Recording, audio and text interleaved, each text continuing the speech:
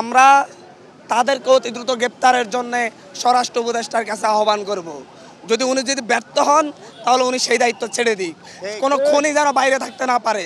খনিদের বিচার হতে হবে, দেশের টাকা পাচারকারীদের বিচার হতে হবে, আমার ছাত্র জনতা ভাইদের সুচিকিৎসার ব্যবস্থা করতে হবে, তাদের রক্তের বিচার হতে হবে।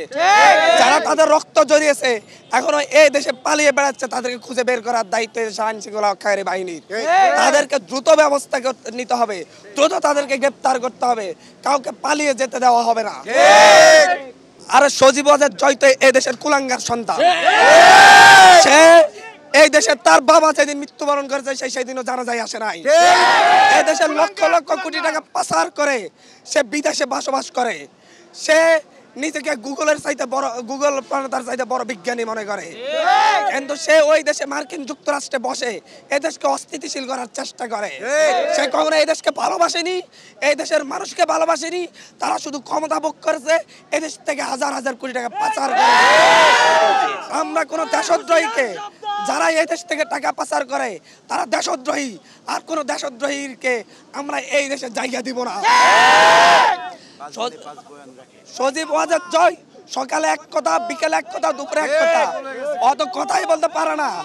ওর মাথায় সমস্যা, ওকে দ্রুত চিকিৎসার ব্যবস্থা করা হোক এবং অতি দ্রুত তাকে ফিরিয়ে এনে আমাদের দেশের লুটের টাকাকে তার কাছ থেকে নিয়ে তাকে বিচারের মুখোমুখি করতে হবে।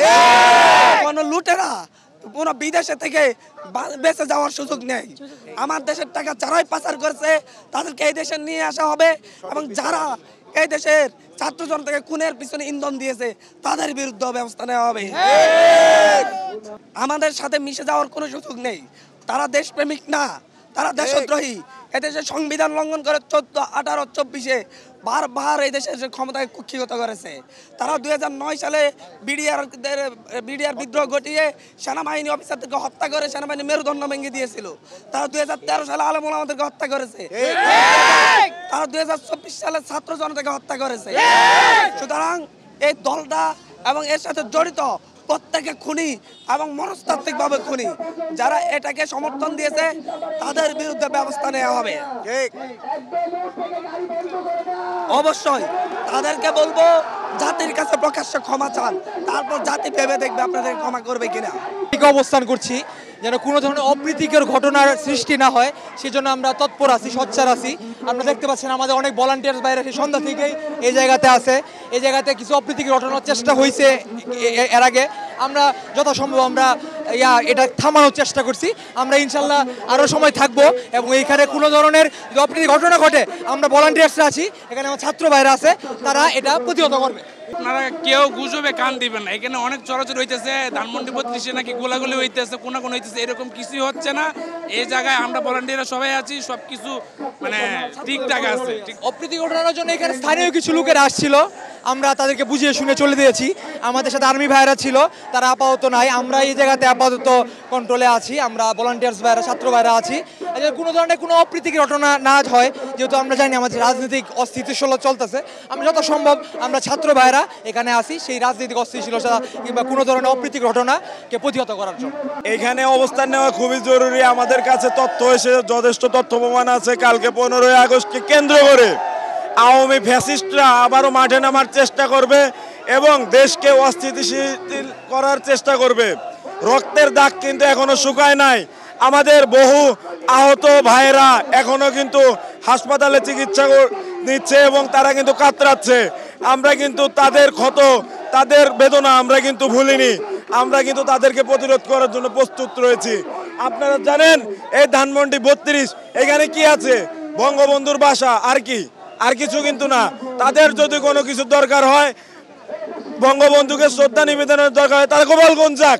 এইখানে কি আসলে তারা এটাকে বাপের সম্পত্তি বানিয়ে তারা এটাকে কেন্দ্র করে তারা অস্থিতিশীল করার জন্য সব ধরনের ষড়যন্ত্র করছে। ঢাকাকে, বাংলাদেশের রাজধানীকে অস্থিতিশীল করার জন্য দেশের বাইরে বসে আওয়ামী ফ্যাসিস্টরা এখনো ষড়যন্ত্র করছে এবং আমরা মোকাবেলার জন্য রয়েছি।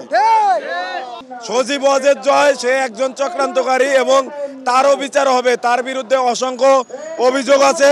বাংলাদেশের অর্থ পাচার, বাংলাদেশের সাধারণ মানুষকে শোষণ করা। সে কতটুকু কাজ করেছে? সে আইসিটি উপদেষ্টা ছিল না, আইসিটি উপদেষ্টা। সে কি করেছে? আইসিটি নিয়ে কি করেছে? বাংলাদেশে সব কিছুর জবাবদিহিতা করা হবে, সব কিছুর বিচার নেওয়া হবে। আমরা তাদের কাছ থেকে বিচার নেব। তাদের দ্রুততম সময়ের মধ্যে তাদের যে শাস্তি কার্যকর এবং তার যে মা পিশাচিনী রাক্ষসী, তার ফাঁসি কার্যকর করা হবে ইনশাআল্লাহ। তাদের অবশ্যই বিচার হবে। খুনি হাসিনার বিচার হবে, আর তাদের বিচার হবে না। খুনি হাসিনা তো তাদের একটা সমষ্টি, তাদের প্রত্যেকের বিচার হবে এবং কঠিনতম বিচার হবে।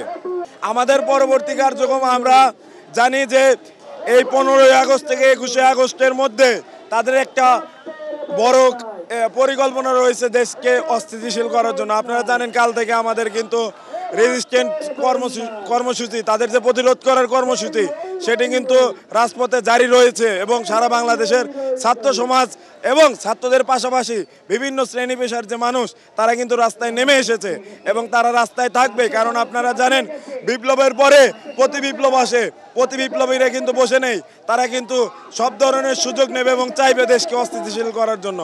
আমরা মাঠে ছিলাম, মাঠে আছি এবং যতক্ষণ না পর্যন্ত এই প্রতি বিপ্লব দূর হচ্ছে ততক্ষণ পর্যন্ত মাঠে থাকবো।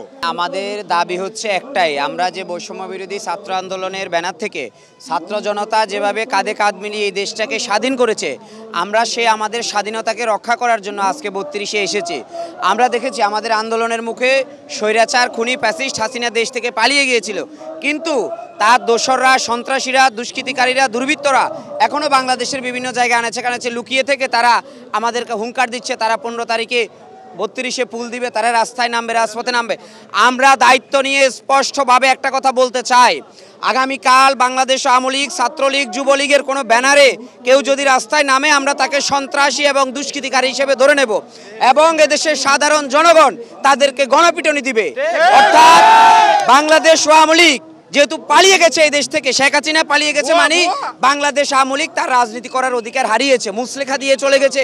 এদেশে আর তারা রাজনীতি করবে না, কারণ আমার দেশের হাজার হাজার ছাত্র জনতার রক্তের উপর দাঁড়িয়ে কোনো গণহত্যাকারীকে আমরা দেশের রাজনীতি করার অধিকার দেব না। সুতরাং জনগণ সিদ্ধান্ত নিয়েছে। আমি জনগণকে, এখানে যারা আসছে আপনি দেখেন কোনো দলীয় ব্যানার না, এদেশের সাধারণ মানুষ সিদ্ধান্ত নিয়েছে বাংলাদেশ আওয়ামী লীগকে তারা এই দেশের মাটিতে আর কোনো রাজনৈতিক দল হিসেবে দিবে না। এখন এটার একটাই পরিচয়, গণহত্যাকারী, এ দেশটাকে ধ্বংসকারী, এবং তারা পাকিস্তানের সময় যারা রাজাকারের ভূমিকায় পালন ছিল, এখন হচ্ছে আওয়ামী লীগ দেশের রাজাকার। সুতরাং আমরা আজকে 32 থেকে শুধু একটা কথা বলবো, কালকে যদি কোনো রাজাকার, কোনো দুষ্কৃতিকারী বাংলার জমিনে যদি নামতে চায় কোনো ব্যানার নিয়ে, এদেশের সাধারণ ছাত্র জনগণের কাছে আমাদের অনুরোধ, আপনারা যেখানে পাবেন সেখানে প্রতিহত করবেন। কারণ আমাদের কেন্দ্রীয়ভাবে ঘোষণা এসেছে এই দলের নিবন্ধন বাতিলের জন্য আমরা আবেদন করেছি এবং একই সাথে আমরা এই 32-এ দাঁড়িয়ে আজকে আমরা বলতে চাই, এখন যে রাষ্ট্রপতি আছে তিনার প্রতি আমাদের কোনো আস্থা এবং বিশ্বাস নাই। অনতি বিলম্বে এই স্বৈরাচার শেখ হাসিনার দোসর রাষ্ট্রপতিকে আমরা পদত্যাগ চাই। সুতরাং আমরা আরেকটা কথা বলবো, প্রত্যেকটা জায়গায় এই স্বৈরাচার খুনি হাসিনা প্রশাসনে যে সিন্ডিকেট তৈরি করেছে, আমরা খুব অল্প সময়ের মধ্যে সেই সিন্ডিকেটগুলো ভেঙে জনবান্ধব একটা প্রশাসন নিশ্চিত করব। সুতরাং আমরা বলবো আগামীকাল দেশের মানুষ বিজয় মিছিল করবে। আগামীকাল হচ্ছে আমাদের বিজয়ের দিন। আগামীকাল জাতীয় শোক দিবস হিসেবে আপনি জানেন ইতিমধ্যে ছুটি বাতিল করা হয়েছে। সুতরাং আগামীকাল হচ্ছে আমাদের বিজয় দিবস এবং বাংলাদেশ যতদিন থাকবে 15ই আগস্ট বিজয় দিবস হিসেবে পালন করবে এদেশের ছাত্র জনতা।